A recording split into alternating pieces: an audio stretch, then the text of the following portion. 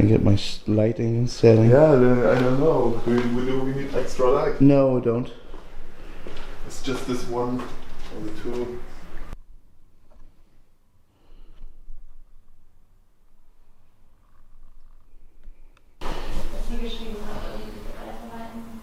We can always take a second take, third take, fourth take, fifth, sixth. Yeah. I always have a huge reflection on my nose, I don't know why. You also what? Do you have a chronology which you want to be visible later and cut around all directions? This is our common studio, and I have this main wall, which is like the biggest I can paint, which is enough. I can always split the picture in 2 or 3 canvases. So at the time, for me, it's perfectly sufficient. Kind of investigation and to see if it works well enough to have it on a much bigger size. I can also imagine to have this on a wall as a mural. Wow.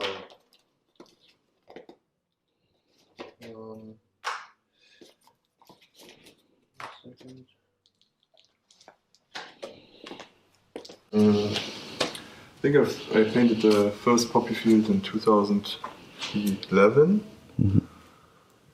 more as a kind of a practice thing. I think I saw a documentation about opium production and how the farmers were basically not forced, but they didn't really have much other opportunities except saffron maybe to earn money. That was also because I think when the most recent war was there and international help came into the country with flour to make your own bread, and everything was for free. It didn't make sense to grow wheat. And it didn't make sense to produce flour because it was for free. So it's hard to be in in price battle with something that's for free. So they were forced basically to go opium again. And since the war, production I think exploded like 1,500% or more. So and then I started to investigate and do some research, and also I always, when I heard opium wars, I was really interested and fascinated. How can there be a war about opium? And just through this facial fascination, I started to investigate and was rather flattened by the story. And still,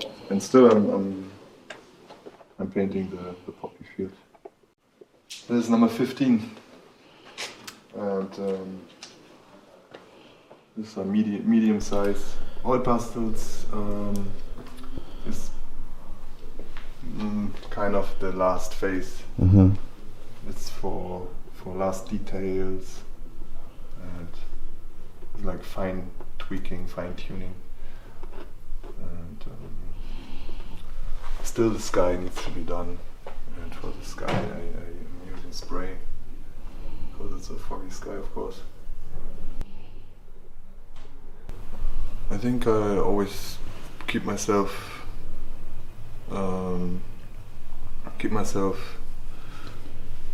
busy with reading, looking at things, writing down quite a lot of head notes or short notes and small sketches, and have all these plenty of tiny books with a lot of scribbling in them. I think I have this pool of themes and elements, and for example, I have stairs. I'm busy with looking at stairs, spiral stairs, or stairs as a architectural geometric element. And then at some point I can start to make a combination of elements, or know at the end I have a moment where I know how to bring it into the picture.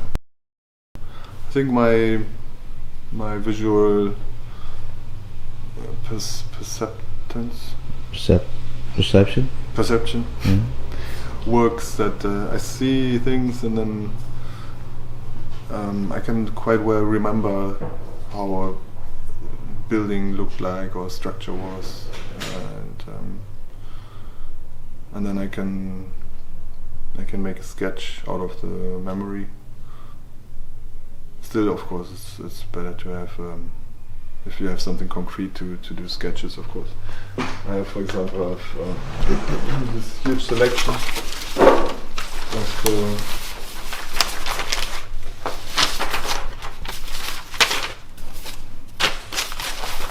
photos. Like this photo I took not long ago in the area of Berlin, which has beautiful nature scenes. There's a little lake, and I just found it really interesting how the shadows from the trees go all into, like, basically going into one point. And so this could be an idea for a canvas, or just like I have these trees or photos of trees to see how the branches really moving, to study the trees. And as I said, with the stairs, I think it's a quite well-known photograph. Actually, I just allowed myself pretty recently to use photographs. Before I was really strict, and nowadays of course you should use anything. I would even use projectors. I don't have one. Maybe someday. This is by Roger Balin, the South African photographer. Asylum of the Birds, I think. These there was a funny story with this abandoned kind of a supermarket that got flooded or something, and then after a few years people opened it up again, and the water on the floor was all with fishes. And here I tried to find the color to paint some of the fishes in a different context here. Nature, of course. I used to always draw, basically, like any child is drawing, and I kept on drawing, and was really much into comics and any kinds of basically black and white drawing at the time. And then slowly, I think I started to visit, like, on my own, some courses. My parents were really supportive. Father was pretty good at drawing. My mom, even, she studied painting for 1 or 2 years. At some of the course I met people doing graffiti as well. So and they were at the course to improve their ability to draw faces, and because they only could do letters. And I was quite good at faces, but I had no clue of letters. So we had this exchange, and at some day or at a night we started to go out together, and then it started, I think it was 14, 15, to paint graffiti on a regular basis. And I think through this also I started to get into contact more with colors, because of course if you go out you have to select 4 to 5 to 10 cans which have a certain fixed color, and you have to start to choose your colors. So I think there I only started to think about color, and over this kind of a curvy way I came to bigger paintings, like away from only working on paper and drawing.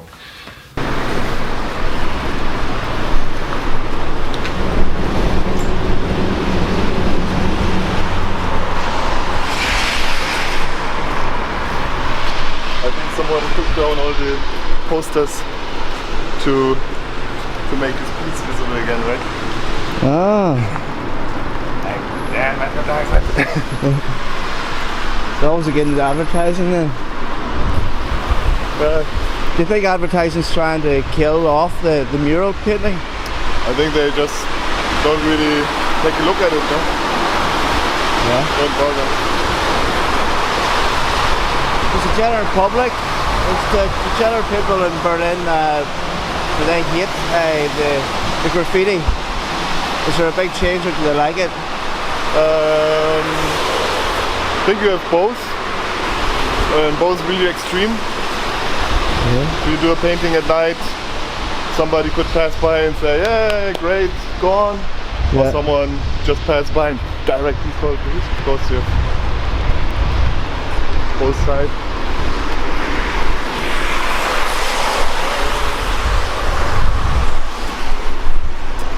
What happened? We have to go on the other side. I think there I only started to think about color, and over this kind of a curvy way, I came to bigger paintings, like away from only working on paper and drawing. I have to go back to some details, because now through the fog and the spray, most of the contrasts got lost. So in areas where I want the contrast to be, I have to sculpture. I have to take it back out, or bring it back to the picture.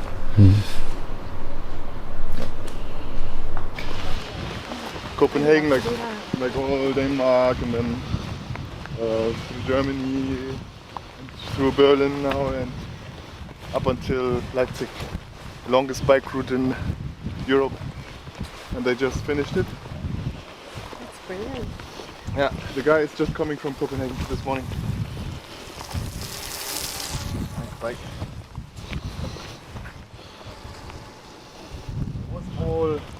It was all really abandoned, really nicely abandoned old train kind of area. A friend of mine built a hut over there. We could pass it. It's since 2.5 years. It's a little hut. Still there? It's still there, and it's like it's almost like an installation in public, basically. And many people used it. I don't know, New Year's or any day of the week. Guys with dogs stay there for some time, and you had this little book, people to write down notes or anything. And of course the whole thing got trashed many times, and he rebuilt it and repaired it, and then after roof got repaired and improved and everything. And slowly from both sides, construction site came closer. And funny enough, there was also some newspaper articles about it, and journalists investigating what's with this little hut, what's going on. And then he went to the administration of this part of the city and asked what's about with this hut. I mean, who's responsible? It's the other part of the city. It's Schöneberg. It's not Kreuzberg. So he went to the administration of Schöneberg and asked, guys, what's happening with the hut? Are you going to leave it there? It's there for 2 years. It's not our area. It's part of Kreuzberg, so it's a nowhere land in the middle of the city.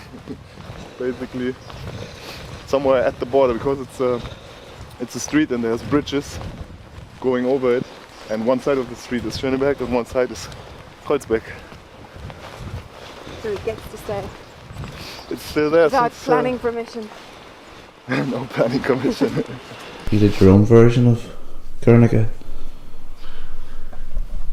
I did a version already quite some time ago, maybe 2004.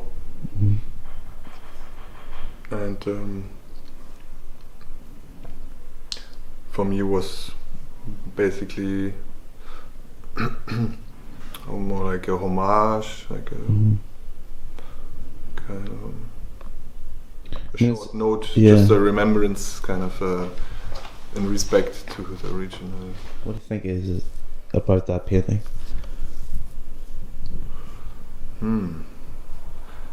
Maybe maybe we see it as a very critical piece of work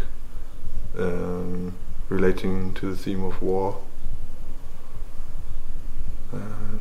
One of the earliest and maybe most strongest and most well-known pieces of work relating to war.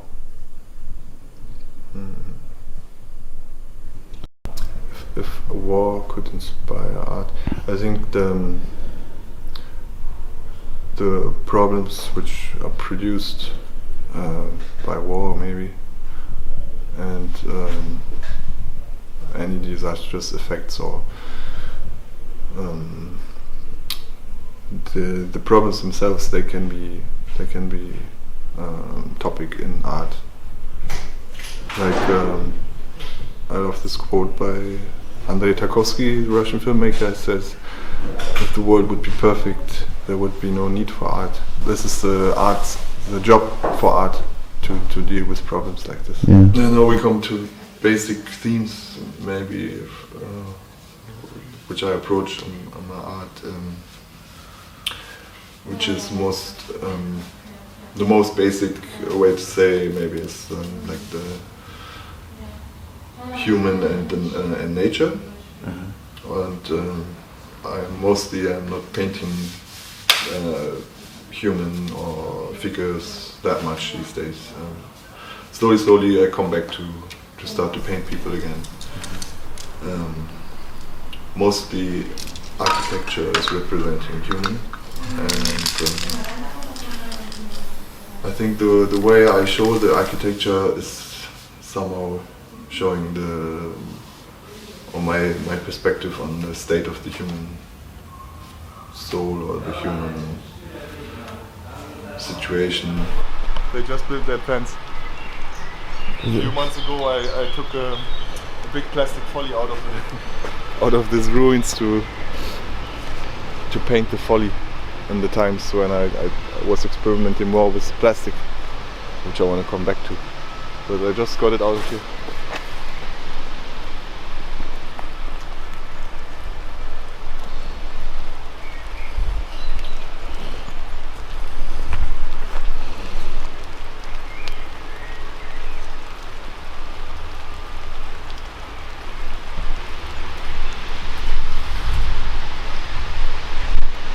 Was abandoned for years, and it's in the center of the city. There was nothing going on, nothing was happening. Nothing was built, nothing was torn down, it was just left on its own.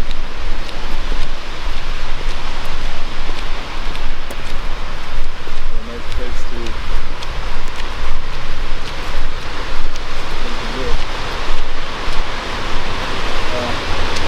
Now we can look there.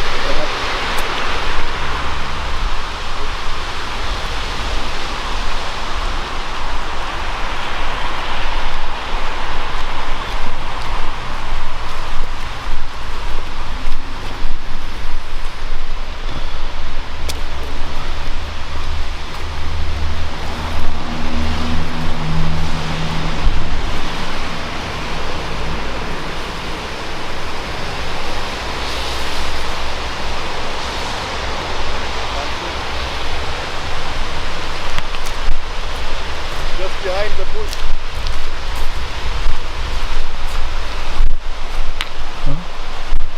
We have to get a bit closer, because it's just behind the bush.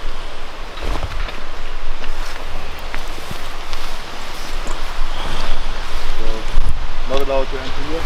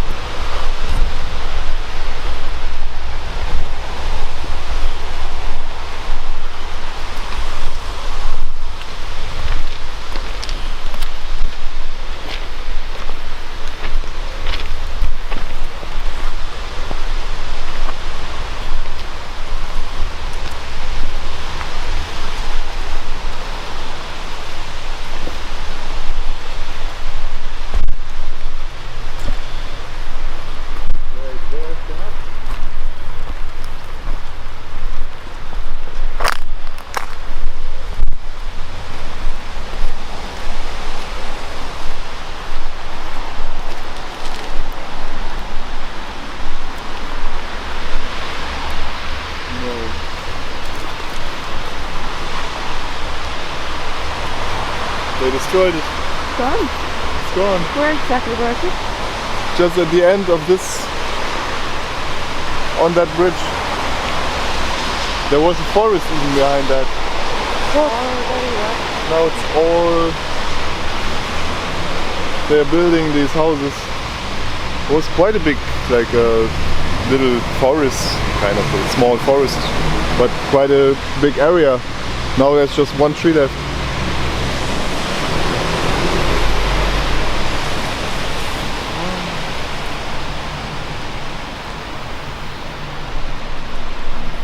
It's just one painting I did with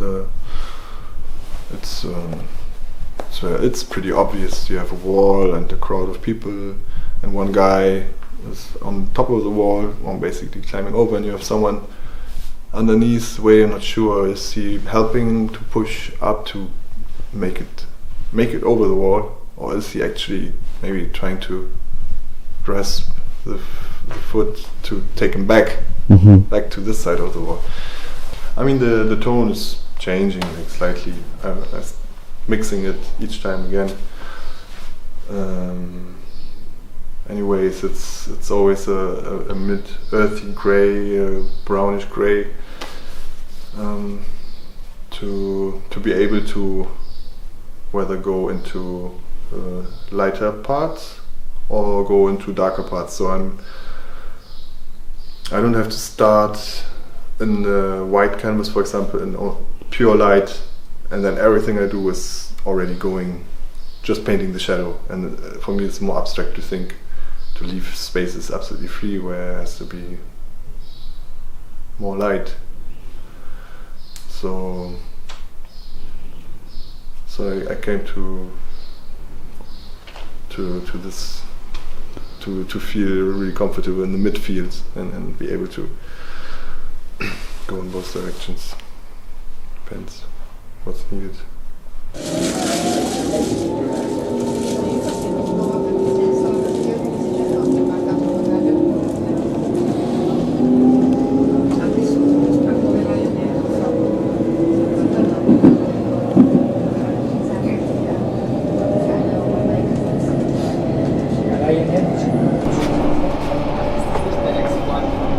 This is the worst perspective I know. Look at this. It's all the same and it's all so wrong. What is this line goes into this direction and this line goes into this, and this is straight. It's the worst thing. I think it's a... What's the point of that? It's a big failure. It's just like...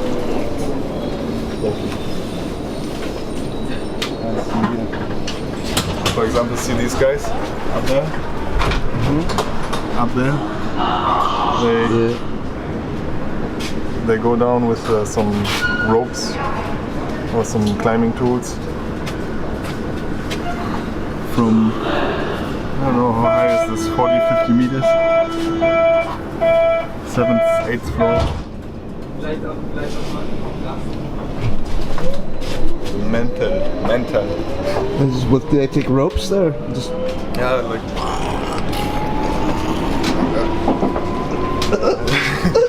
it's inside that's crazy. Like that's dedication. it's acrobatics. Dedication. Is that just to find a spot that just nobody can get at? Yeah, definitely. Cause It's permanence. exploring new areas in the city by being more mental and dedicated. If you keep on driving without ticket, then you get catched once in 2 months, you're still better off than getting a monthly ticket. I think even if you get catched every month, you're still better off. At some point they will say, man, something is wrong.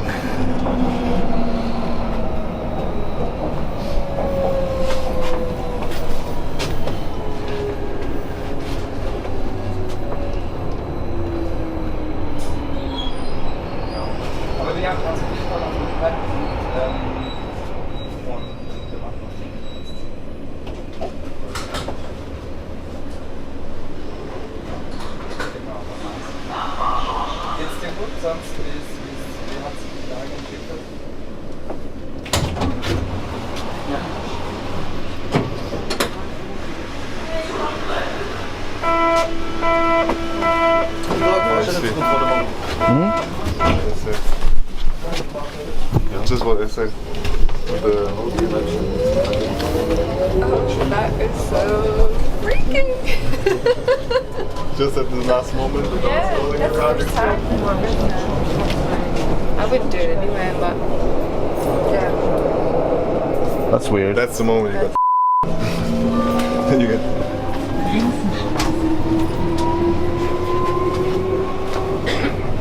Ausstieg rechts. Okay, you got the ticket.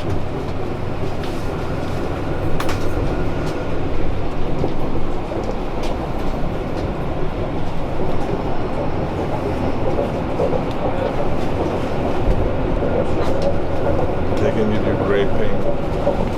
They can give you great pain. No arguing. Schulweg. Übergang zu den S-Bahn-Linien 45, 46. I think they found someone without a ticket. Take them off the train.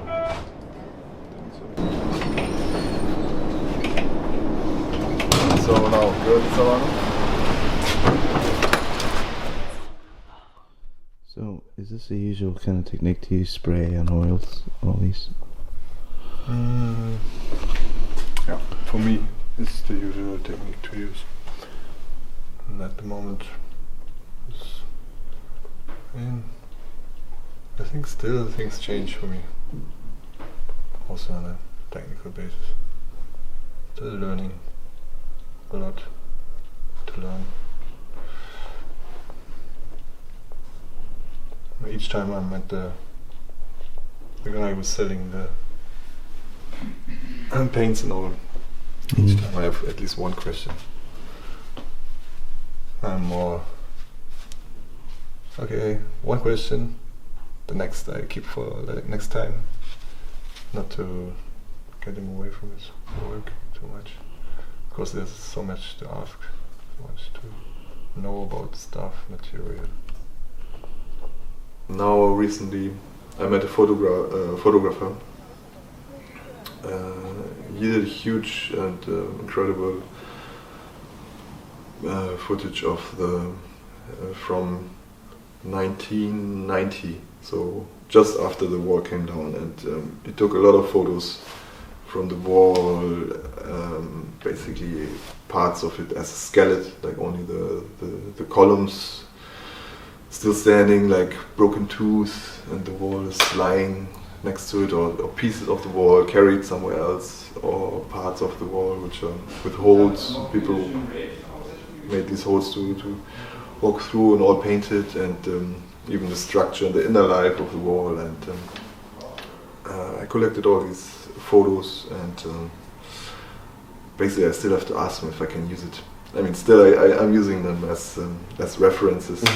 If I'm going to paint like a directly photo one-on-one, then I'm going to ask the guy if it's okay for him. When I came to Berlin in 2003, there was a strip of the wall which is still there. It's the East Side Gallery. On the other side of the East Side Gallery, there was like a strip with a lot of wild trees, wild bushes. No one was there except some guys fishing. And we spent a lot of time there painting the rear side of the East Side Gallery, which was full of graffiti, bombings, and nothing. And it was really wild. And we spent a lot of time there because it was in the center of the city. Everywhere is traffic, everywhere is on the streets, houses, and then you have this strip next to the river with a lot of greenery. So we stayed there, had a bonfire, slept there for days sometimes. Just went home to have a shower and then come back. So, of course, for us it was special to paint on the wall. Most of the murals I do now in the last 2-3 years come through connections and contacts and initiatives of other people who luckily invite me to join. The response was always really mixed. I mean, people come and say, it's great, and people pass by maybe and say, no, how can you paint a nice building? It was more beautiful without anything on it, gray or white. Just keep it like plain. And but I think nowadays most of the responses are pretty positive. Go up here or Yeah, look up down? there.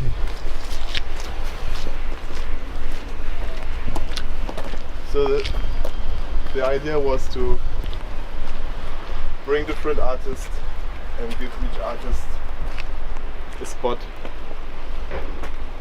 For example, the tree with the graffiti inside is done by a guy from like one of the first graffiti crews in Germany and in Berlin, and it's very legendary, and he is basically to have his bombing on the walls basically as a protection thing for younger guys, not to touch the wall. To respect it, yeah. Yeah.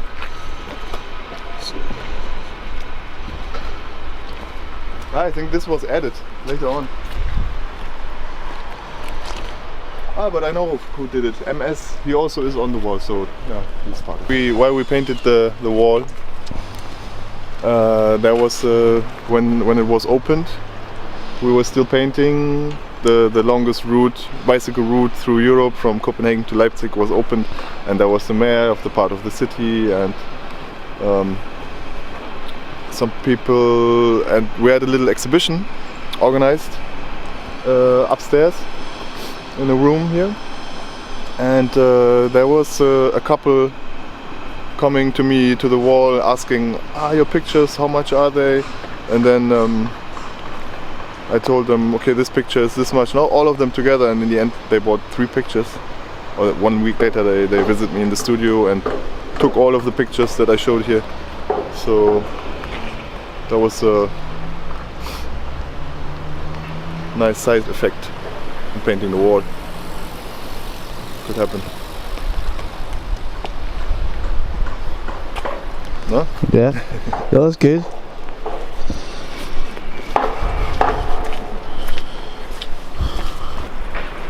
For this piece, I again thought of a combination of some architecture or ruin architecture and nature. So the trees on top of the whole thing, and even the architecture looks big. The tree is much bigger. So for me, in the picture it's not man over nature, but nature over man, basically. Yeah.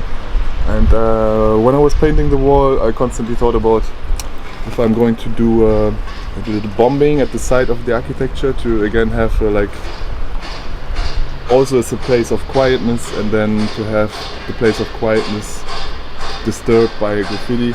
And then I thought to have it on a wall here might be a problem to already have an invitation for other people to bomb on it, because then you might think, okay, there's already a tag or bombing on it, so I can also add some. So that's why I left it away.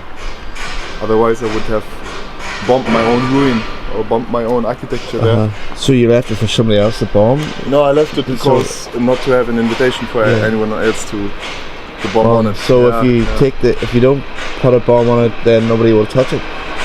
Oh, less likely, I guess. So that's like a rule or policy between artists. It's a kind of. I don't think there's a major rule. I just thought if I was adding a bombing already onto the architecture, then other people might more likely be tempted also to spray onto the wall. So that's why I left it away. Otherwise I would bomb my own architecture to make visible that the place of quietness and place of like away from daily life, because it's like an island and a very dreamy island. Like this place already is touched and someone was there. So now you have the quiet away place untouched.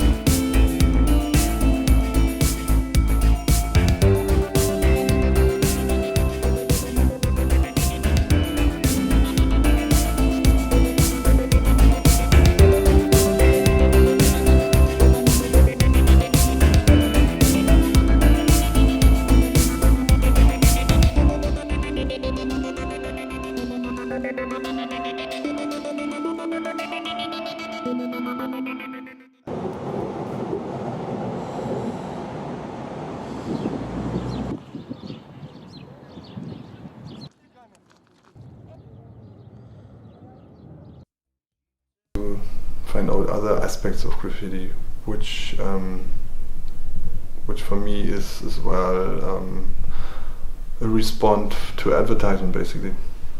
Like, I was always pissed by any kind of products, colorful, big, you know, at night it's the only light in the far distance. It's like, that's what I want. I mean, all this psychological playing around on the advertisement business. That was it. For you, graffiti is a response to that? Then for It has the same. I mean, I'm not asked if I want to see all the advertisement, so no one is asked if they want to see murals or graffiti. Mm-hmm. It's like the answer. That's what I like about it.